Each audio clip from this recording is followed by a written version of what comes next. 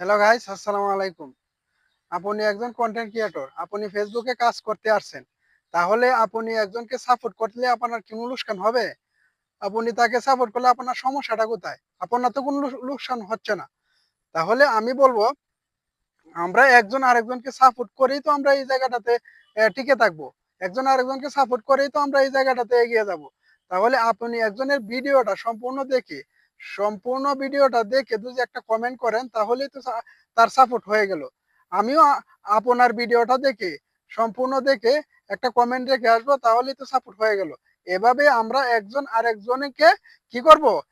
Support করে এগিয়ে যাব। তাহলে এই সাপোর্টটা আমরা কয়জন করি বা কয়জন এই ফেসবুকে করতে পারি?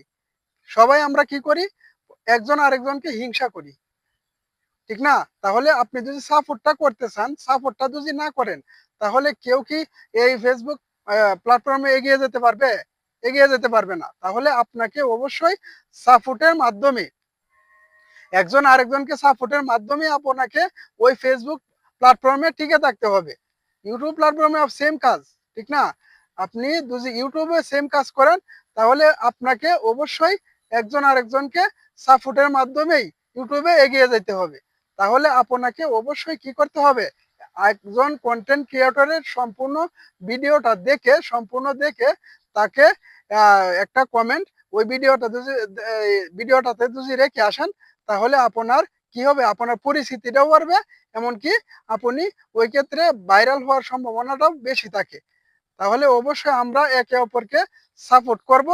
সাপোর্ট করলে তো কোনো লোকসান হচ্ছে না। সাপোর্ট করলে কোনো লোকসান হচ্ছে না। অবশ্যই আমরা একে অপরকে অবশ্যই সাপোর্টের মাধ্যমেই এগিয়ে যাব। কথাগুলো ভালো লাগলে অবশ্যই ভিডিওটা লাইক, কমেন্ট, শেয়ার করে যাবেন। ভালো থাকবেন সবাই। আসসালামু আলাইকুম।